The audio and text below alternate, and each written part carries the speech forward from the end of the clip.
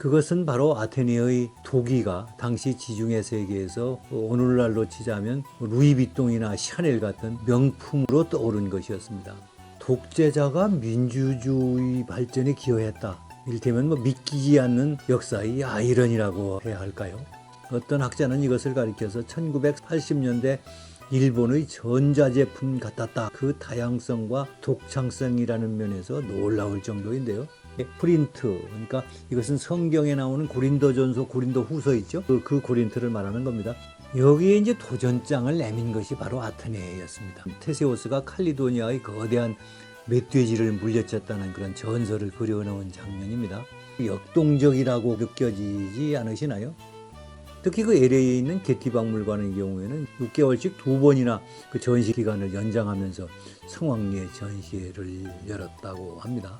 이집트의 파라오 중에도 아메시스라는 사람이 있었다거든요. 이 장면은 어느 귀족 집안의 결혼식일 텐데요. 마치 결혼식을 기념하려고 찍어놓은 한 편의 비디오를 보는 것 같지 않습니까? 이거를 보시기 바랍니다. 이건 그가 건설하다 중단했다는 제우스 신전인데 그 규모가 어마무시합니다. 그런데 여러분, 독재자가 민주주의 보호막이 되었다? 이 말을 믿을 수 있을까요? 나중에 이게 로마에 가가지고 로마의 원로원 회의실이 요거를 카피에다가 이렇게 짓습니다만, 이것이 또 나중에 아테네 민주주의 아버지 크리스티네스가 집권하는데 아주 결정적 역할을 또 합니다. All for me. 이것은 이 세상에 존재하는 모든 것은 나를 위한 것이다. 즉, 그러니 이 세상의 중심은 바로 나다. 이것이 바로 독재자가 흔히 가지는 사고방식의 한 단면이라고 할 수 있겠지요. 아테네의 길을 묻다. 번영의 길로 갈 것인가? 망국의 길로 갈 것인가? 예, 우리는 지금 아테네를 번영으로 이끈 지도자들의 훌륭한 리더십을 공부하고 있는데요. 오늘은 그 페이시스트라토스에 대한 세 번째 시간이 되겠네요. 그 독재자였던 페이시스트라토스가 어떻게 민주주의 발전에 기여하고 또 경제적 번영을 가져왔는지 공부해 보겠습니다. 독재자가 민주주의 발전에 기여했다. 이 이야기를 쉽게 믿을 사람이 없을 것 같은데요. 이를테면 믿기지 않는 역사의 아이러니라고 해야 할까요? 아마 무슨 말도 안 되는 헛소리냐 이렇게 반문하실 분도 적지 않을 것 같기는 합니다만, 그러나 그런 분일수록 제 말을 한번 끝까지 들어봐 주시기 바랍니다. 충분히 이해가 되실 겁니다. 예, 지난 시간 우리는 페이시스트라토스가 관용으로 일관하면서 정적들에게 보복을 하기보다는 시민들의 환심을 사는데 전력을 다했다는 사실을 함께 공부했습니다. 그런데 이러한 그의 노력이 그가 전혀 기대하지 않았던 뜻밖의 행운을 아테네에 가져다 주었습니다.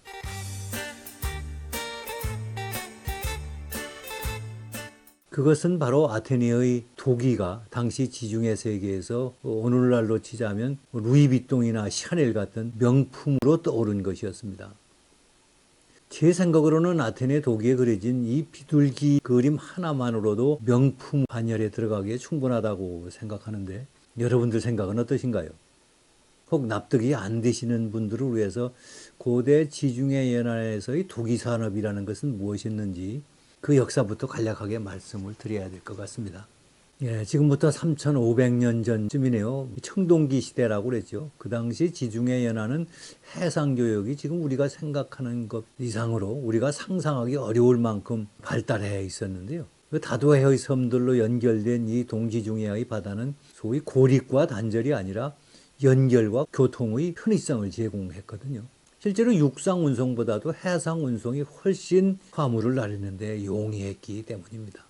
당시 주요 교역품 중에는 포도주, 올리브유, 곡물 등과 같이 어떤 용기가 꼭 있어야만 되는 화물들이 꽤 많았습니다. 그 덕분에 지중해 해상 교역의 맨 가운데에 위치해 있었던 크레타 섬의 미노아 왕국이 도기 생산의 중심 국가로 이제 부상하게 되었습니다. 그 당시 미노아 왕국의 도기가 어떠했는지 제가 미노아에서 찍어온 사진이 있어서 좀 보여드리겠습니다. 이 미노아 사람들은 장인 정신이 아주 뛰어났다고 그래요. 그래서 그 도기가 지중해 전역의 시장을 장악했는데, 어떤 학자는 이것을 가리켜서 1980년대 일본의 전자제품 같았다라고 평가하기도 했습니다. 실제로 사진에서 보는 것처럼 미노아 도기는 그 다양성과 독창성이라는 면에서 놀라울 정도인데요. 여기서 지금 보여드린 이 사진들은 제가 찍어온 사진의 한 10분의 1도 안 되는 것이라는 것을 감안해서 이해해 주시기 바랍니다. 근데 기원전 1450년경에 이제 민화 왕국이 멸망을 합니다. 바로 이제 미케네 왕국에게 멸망을 하는데, 그 후에 이제 미케네 왕국이 그 도기 산업을 이어받기는 했지만 그 명맥만 겨우 유지하는 수준이었다고 그럽니다. 근데 지중해 연안에 300년의 이제 암흑기가 찾아왔고, 그 암흑기가 끝나가는 기원전 8세기의 코린트, 그러니까 이것은 성경에 나오는 고린도전서, 고린도후서 있죠? 그 고린트를 말하는 겁니다. 코린트가 지중해 연안의 토기 시장을 완전히 석권해 버립니다. 그 결과 이제 코린트는 그리스에서 가장 번영한 나라로 발돋움할 수 있었고요. 여기에 이제 도전장을 내민 것이 바로 아테네였습니다. 그 시작은 바로 저 지난 시간에 말씀을 드렸습니다만 솔론이 외국인 기술자들을 적극적으로 영입하는 정책을 펴면서부터 시작이 되었던 거고요. 그 결과 이제 이집트로부터 장인들이 대거 유입되면서 아테네의 도기의 혁신이 일어나게 되었던 것입니다. 종래에는 기하학적 문양의 투박했던 토기가 거기에 그리스 신화와 전설을 그림으로 그려놓으면서 여러 가지 다양한 기법들이 이제 발전하게 됩니다. 왼쪽은 코린트 도기이고 오른쪽은 아테네 도기입니다. 물론 코린토 도기도 그 디자인 면에서는 뭐 손색이 없습니다. 그러나 문양이 기하학적 문양, 그리고 정적인 그냥 동물들을 그린 그런 그림들로서 좀 단순한 편이죠. 반면에 아테네의 도기는 거기에 그리스의 신화와 전설을 그려놓으면서 하나의 서사적 느낌이 들지 않습니까? 그리고 여러분이 보기에도 역동적이라고 그렇게 느껴지지 않으시나요? 그리고 색채도 훨씬 화려합니다. 예, 위에 이 그림은 아테네의 시조 테시오스가 황소괴물 미노타우루스를 물리치고 있는 장면이고요. 아래 그림은 테세우스가 칼리도니아의 거대한 멧돼지를 물리쳤다는 그런 전설을 그려놓은 장면입니다. 여러분이라면 고린트의 토기하고 아테네의 토기 중에서 어느 쪽을 택하시겠습니까? 제 생각으로는 아마 누구든지 아테네의 토기를 선택하지 않았을까요? 그런데 아테네 도기가 지중해의 명품으로 떠오른 데에는 이것 말고도 다른 몇 가지 또 요인이 있었습니다.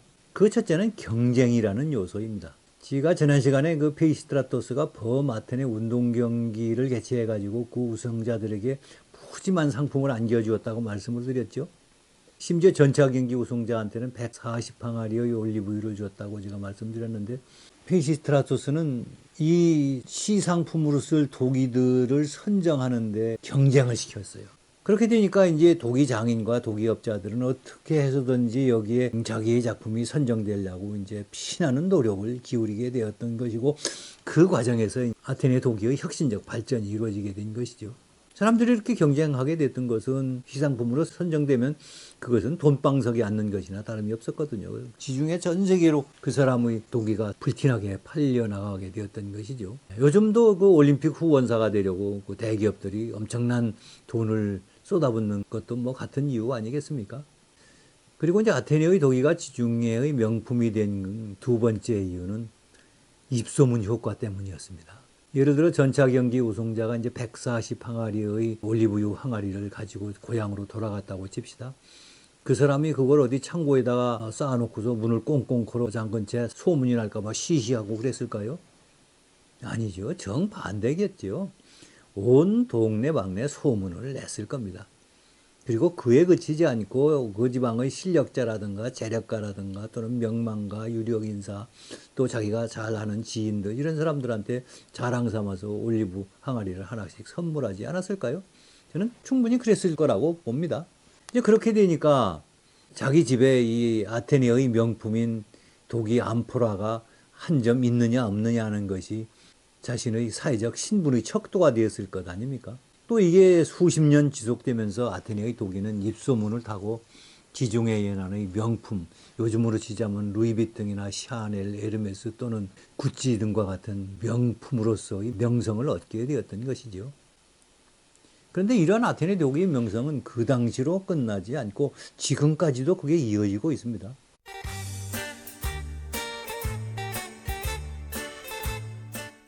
얼마 전 미국의 메트로폴리탄 박물관을 필두로 해서 유명한 미술관과 박물관에서 아메시스라는 고대 아테네의 도기 작가 한 사람의 작품만을 모아가지고 순회 전시회를 앞다투어서 열었었는데요. 특히 그 LA에 있는 게티 박물관의 경우에는 6개월씩 2번이나 그 전시 기간을 연장하면서 성황리에 전시회를 열었다고 합니다. 뭐 2600년 전의 한 작가의 작품이 지금 150여 점이나 남아 있다는 것도 놀랍습니다만, 실제로 막 확인된 것만 막 450여 점이 된다고 그러죠. 이렇게 많이 남아 있는 것도 물론 특별하다는 생각이 듭니다만, 더욱 놀라운 것은 지금도 이게 또 발견되고 있다고 그래요. 그런데 사람들은 왜 오늘날까지도 그의 작품에 이처럼 열광을 할까요? 뭔가 이유가 있겠지요. 예, 그 이유를 제가 설명을 드리겠습니다. 아테네의 가장 대표적인 도기 작가인 아메이시스는 이집트 출신 또는 그 후손이었을 것으로 추정이 됩니다. 당시 도기 작품에는 그 작가 이름을 이렇게 이제 적어 놓았기 때문에 우리가 그 이름을 알 수 있는데, 이집트의 파라오 중에도 아메이시스라는 사람이 있었다거든요. 그것으로 봐서 이 사람이 이집트 출신이었을 거라고 이렇게 추정할 수 있는 것이죠. 자, 아무튼 그러면 그가 남긴 작품이 왜 명품의 반열에 들게 되었는지를 그 특징 몇 가지만 소개해 드리겠습니다. 이 도기는 사냥의 여신 아르테미스에 관한 신화를 그려놓은 것인데, 아르테미스가 사자 2마리의 뒷다리를 잡아서 들고서 서 있는 그런 모습입니다. 신화를 그대로 그림에 그려놓은 것이죠. 또 이것은 앞면에는 디오니소스가 포도와 포도주를 사람들에게 선물하는 장면을 그려놓은 것이고, 그 뒷면에 보면은 스파르타의 왕 메넬라우스가 트로이 전쟁에서 승리를 하고 트로이로 도망갔던 왕비 헬렌을 다시 데려온다는 소위 트로이 전쟁의 전설을 여기에 그려놓은 것이죠. 이참 그 당시 고대 아테네의 도기는 단순한 그림이 아니라 한편의 서사시를 여기에 그려넣었던 것입니다. 이렇게 신화와 전설을 새겨놓음으로써 그 속에는 스토리텔링이 이렇게 들어가 있게 되었던 것이지요. 여기 왼쪽 도기는 경주말을 그린 것이고, 오른쪽은 단거리 경기를 하는 모습인데요. 어떻습니까? 정말 역동적이지 않나요? 그리고 왼쪽 도기의 말과 함께 달리고 있는 개가 보이죠? 예, 우리 속담에 소 팔러 가는데 개 따라간다 하는 말이 있는데, 이 말이 뛰는데 왜 개도 이렇게 따라서 뛰고 있을까요? 아메이시스는 이렇게 역동적이면서도 이렇게 위트가 넘치는 이런 작품을 많이 남긴 사람으로 유명합니다. 자, 또 하나 보겠습니다. 이것은 운동경기 우승자를 축하해주는 장면인데요.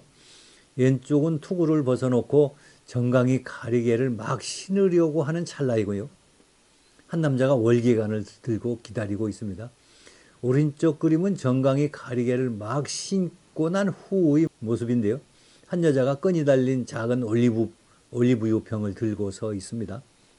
이것은 운동경기 우승자에게 월계관을 씌워주고 또 올리브유를 뿌려주는 흡속이 있었는데, 그 장면을 카메라로 연속 촬영을 하듯이 이렇게 그려놓은 것인데요. 그 아이디어가 좀 독특하지 않습니까? 자, 또 하나 보겠습니다. 이것은 결혼식 장면을 그린 도기의 펼친 그림인데요. 신부 어머니는 창문을 활짝 열어제치고 커튼을 제친 다음 촛불을 켜고 신부를 기다리고 있습니다. 그리고 2마리의 말과 함께 맨 앞에서 가고 있는 신부의 들러리도 양손에 촛불을 켜서 들고 있지요.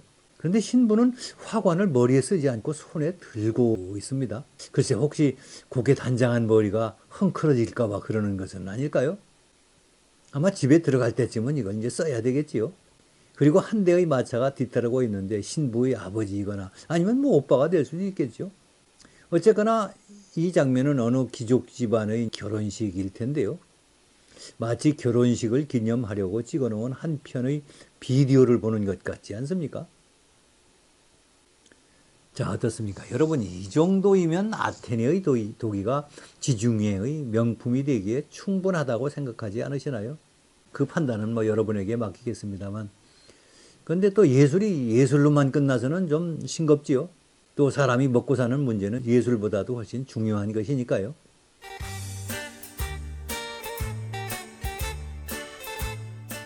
자, 그렇다면 아테네의 도기 산업의 경제적 효과는 어느 정도였을까요? 이것은 제가 고고학 발굴의 실증적 자료를 토대로 추산한 것입니다만, 아테네에는 도공구라는 지명이 있었다고 합니다. 당시 이제 고대의 그리스어로는 케라메이코스라고 하는데, 이 말을 로마 사람들이 이제 라틴어로 옮기면서 이것을 세라메이코스로 바꿨다고 합니다. 여기에서 도자기를 뜻하는 세라믹이라는 말이 생겨났다고 하네요. 이 말은 도공구가 로마에까지 소문이 났을 정도로 유명했다는 것을 뜻하는 것 아니겠습니까? 아무튼 이 도공구란 아테네의 명품인 도기를 생산하는 산업단지 역할을 했던 셈인데요. 피시스트라토스의 시대에 약 한 18,000평의 면적에 달했다고 그러고요. 여기에 한 360여 개의 도기 공방이 있었을 것으로 추산됩니다. 또 여기에 고용된 인원은 한 2,000명이 넘었을 것 같습니다. 그런데 페이시스트라토스의 시대를 거치면서 아테네의 도기 산업이 비약적으로 번창합니다.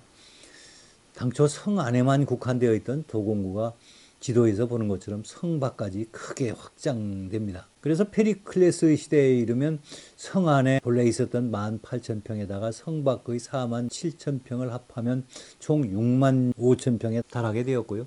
여기에 1,400여 개의 도기 공방이 들어찼다고 합니다. 또 거기에 고용된 총 인원은 7,000명이 넘었을 것으로 추산이 되고요. 근데 당시 아테네의 총 노동 인구는 약 5만 명 정도였다고 그러는데, 그러면은 그 14%가 이 단일 품목의 산업에 종사했다는 얘기 아니겠습니까? 결국 인구의 14%를 먹여 살렸다는 말이 되는데, 제가 알아본 바로는 인류 역사상 전무후무하지 않을까 싶습니다.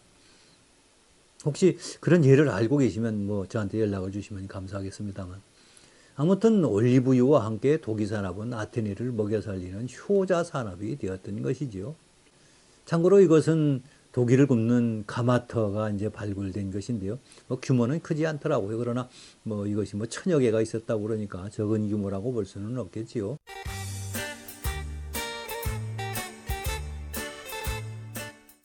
그리고 페이시스트라토스가 아테네 경기를 부흥시킨 것은 이것만이 아닙니다. 그는 지속적으로 그리고 대규모의 건설 사업을 벌였는데 이것 또한 시민들의 소득 창출에 기여했을 것입니다. 지난 시간에도 제가 말씀을 드렸습니다만 그가 벌인 상수도 사업은 당시의 기술로는 상상하기도 어려운 9.6km에 달하는 지하터널을 구축하는 난공사 아니었습니까? 수리학자들의 말에 따르면 물이 일정한 속도로 이렇게 흘러가야 되는데 그렇게 일정한 경사도를 유지하면서 이렇게 도수터널을 건설하는 것은 요즘 기술로도 그렇게 간단하지 않다고 합니다. 그런데 이 페이시스트라토스가 이제 이런 일을 해냈던 것이죠. 그리고 또 그 범아테나 운동 경기를 위해서 경기장을 만드는데 그 경기장을 2,500년이 지나서 근대 올림픽을 치를 수 있을 정도의 규모 아니었습니까? 여기서도 우리는 페이시스트라토스의 배포와 스케일을 알아볼 수 있는데, 그런데 이건 약과입니다. 이거를 보시기 바랍니다. 이건 그가 건설하다 중단했다는 제우스 신전인데 그 규모가 어마무시합니다. 그 규모가 얼마나 컸던지 누구도 이 건설을 이어가지 못하다가 500년이 지나서 로마 제국이 이르러서야 이제 겨우 완성이 되었는데요. 이것은 바로 이 아테네의 홀딱 반에 있었다는 그 하드리아누스 황제가 완성을 했다고 해요.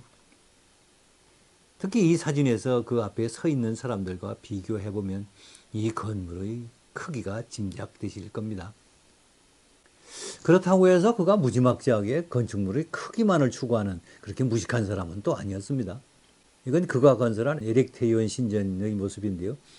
규모는 크지 않지만 여성스러운 우아미로 아주 유명한 건물입니다. 특히 이 건물은 도리아식인 파르테논 신전과 달리 아테네가 속한 이오니아 지방의 건축 양식인 이오니아식 건물이라는 점에서 그 의미가 적지 않다고 합니다. 아무튼 바로 옆에 있는 파르테논 신전과 비교하면 사진에서 보는 것처럼 그 차이가 확연히 드러나는데요. 우선 기둥부터 훨씬 날렵하지요. 또 그리고 기둥 맨 위에 있는 소위 그 주두 장식이 훨씬 더 화려하지 않습니까? 파르테논 신전이 절제미의 상징이라면 그가 건설한 에렉테이온 신전은 우아미의 상징으로 이렇게 손꼽힙니다. 그래서 파르테논이 또 아폴론적 권위와 질서, 절제와 중용을 상징한다면 이 에렉테이온 신전은 아름다운 디오니소스적 창조성을 상징한다고 또 이렇게 말하는 사람들도 있더라고요. 먼저 그런 그렇다 치고요. 그리고 이제 고고학적 발굴조사 결과 지도에서 보이는 것처럼 고대의 아테네에서 대규모의 도시구획 정비 사업이 이루어진 것으로 확인되었는데요. 이것 또한 페이시스트라토스의 시대에 이루어진 것으로 증명이 되었습니다. 그러니까 그 시대에 이르러서야 비로소 아테네가 도시다운 면모를 이제 갖추게 되었던 것인데요. 페이시스트라토스는 이렇게 아테네의 예형적 모습만을 바꾼 것이 아니었습니다.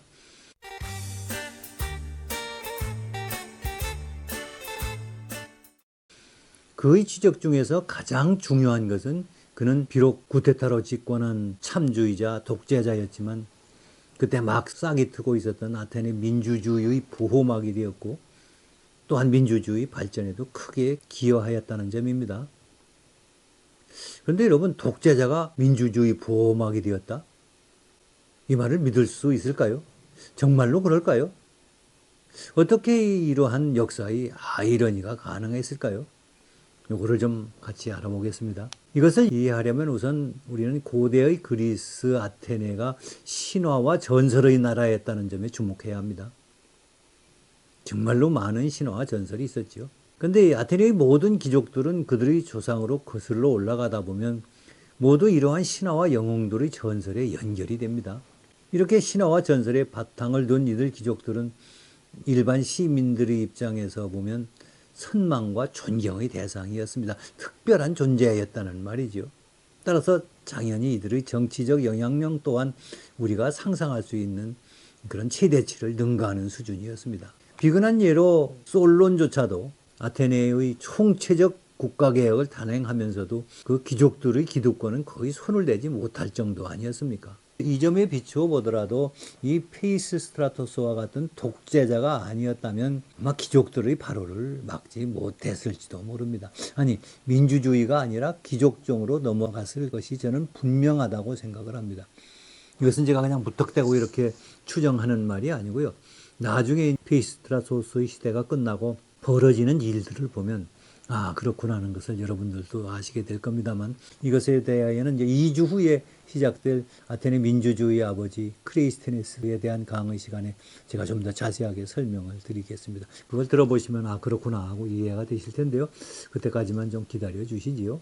자, 페이시스트라토스가 민주주의 발전에 기여한 두 번째 일은 불레라고 불리는 시민 대표회의의 청사를 신축해서 거기에 입주하도록 한 것입니다. 본래 이 시민대표회의는 시로서 법을 썼다는 드라콘 때에 처음 만들어진 건데, 그때는 이제 귀족들 중심으로 운영이 되었죠. 그러다가 이제 솔론의 시대에 일반 시민들 중심으로 이제 개편이 되기는 했지만, 아직도 이게 활성화되지를 않아서 그 역할을 충분히 하지 못하고 있었는데, 심지어 귀족회의의 들러리에 불과했다, 이렇게 또 평가하는 사람들도 있을 정도였으니까요.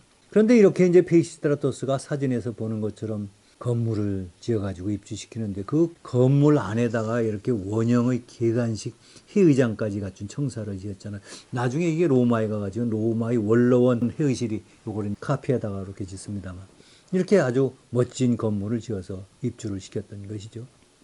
이렇게 이제 힘을 실어주니까 그때부터 이제 시민 대표회의가 이제 정상화돼서 발전해 나가게 되는데, 물론 이것은 이제 귀족들을 견제하려는 페이시스트라토스의 속셈에서 나온 것이었겠지만, 나중에 가면은 이게 불레가 상원, 하원 중에서 상원과 같은, 또는 민회의 운영위원회, 우리 국회에도 핵심적인 위원회 아닙니까? 그러니까 이 민회의 운영위원회라고 불릴 만큼 발전하게 되었다는 것이고요. 이것이 또 나중에 아테네 민주주의 아버지 크레이스테네스가 집권하는데 아주 결정적 역할을 또 합니다. 또 그리고 지난 시간에 말씀드린 것처럼 페이시스트라토스는 아테네의 시민법정도 청사를 신축하여 입주시켰습니다. 이건 이제 솔론이 만든 건데 청사를 새로 지어서만 입주시킨 것이죠. 이것 또한 마찬가지로 페이시스트라토스가 아테네의 민주주의 발전에 크게 기여한 하나의 징표가 될 것입니다. 자, 여러분, 이 정도이면 페이시스트라토스가 비록 구테타로 집권한 참주이고 또 독재자였다고 하더라도 이제 막 싹이 트고 있는 아테네 민주주의 보호막이 되어 주었고, 또 아테네 민주주의 발전에 기여했다고 보는 것이 맞지 않을까요?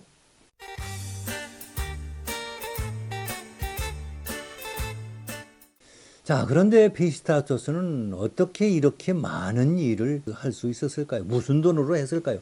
운동경기대회를 열고 축제를 열고 각종 건설 사업을 지속적으로 벌이고 엄청나게 많은 돈이 들었을 텐데요. 혹시 시민들로부터 많은 세금을 수탈해가지고 시민들을 힘들게 하지는 않았을까요? 그렇지 않았습니다. 바로 그 답은 여기에 있습니다. 이 사진은 수년고서의 포세이돈 신전에서 바라다본 라우리온 산의 모습인데요. 이 산에는 이렇게 은광산 유적이 많이 발견되고 있다고 합니다. 또 이 지도에서 보는 것처럼 많은 광산이 있었다고 알려져 있고요. 그리고 또 이 사진은 이곳에 있는 아말감 재련장의 유적인데요. 은광석을 이렇게 잘게 부수어가지고 거기다 수은하고 이렇게 섞으면 이제 아말감 상태가 되어가지고 은을 쉽게 채취할 수 있다고 하는데, 이게 바로 이 페이시스트라토스의 시대부터 이런 재련법이 시작됐다고 하거든요. 그러니까 이제 은 생산이 크게 늘어나게 되었고, 이 돈을 가지고 이제 그런 사업을 벌였던 것인데, 근데 일찍이 페이시스트라토스는 그 쫓겨나가지고 칼키디아 지방으로 망명을 갔을 때에도 거기서 엄청난 금광을 발견해서 떼돈을 벌고, 또 그 돈을 군자금 삼아서 구테타를 일으켜서 또 집권했다고 말씀드린 적 있지 않습니까? 이런 점에 봐서 이 페이시스트라토스라는 사람은 아마 광산업에도 일가견을 가지고 있었던 것 같기는 합니다만,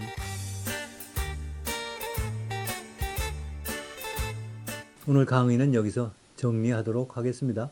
자, 아테네가 어떤 나라였었죠? 초군 목피조차도 어려울 정도로 찢어지게 가난한 나라였지 않습니까? 그런데 드디어 이 페이시스트라토스의 시대에 이르러서 도시다운 도시국가의 면모를 갖추게 되고, 또 이제 더 이상은 굶주리지 않아도 될 만큼 번영을 누리게 되었던 것이죠. 이것이 페이시스트라토스의 공적이다, 이렇게 우리가 평가할 수 있을 것입니다. 그러나 이 사람은 누가 뭐래도 독재자입니다. 그래서 제가 마지막으로 독재자를 나타내는 한마디를 소개하면서 오늘 강의를 마치겠습니다. All for me. 간단한 말입니다만 이것은 이 세상에 존재하는 모든 것은 나를 위한 것이다. 즉, 그러니 이 세상의 중심은 바로 나다. 이것이 바로 독불장군의 독재자가 흔히 가지는 사고방식의 한 단면이라고 할 수 있겠지요. 그렇다면 독재자였던 페이시스트라토스는 이것을 극복했을까요? 또 극복했다면 또 어떻게 극복을 했을까요? 그래서 다음 시간에는 바로 그에 대해서 아테네의 길을 묻다 9번째 이제 시간이 되겠습니다만, 독재자 페이시스트라토스에 대한 평가와 함께 비록 독재자였지만 우리가 배울 만한 교훈은 또 없는지 한번 그 점에 대해서 같이 공부해 보는 시간을 갖도록 하겠습니다. 2월 27일 목요일 저녁 7시 45분이 되겠네요. 앞으로는 매주 목요일 7시 45분에 찾아뵙는 걸로 하겠습니다. 자, 여러분 끝까지 시청해 주셔서 감사합니다. 여러분의 구독, 좋아요, 알림 설정은 더 나은 영상을 만드는 데 큰 힘이 됩니다. 여러분의 관심과 성원을 기대해 마지 않습니다. 다음 시간에 뵙겠습니다.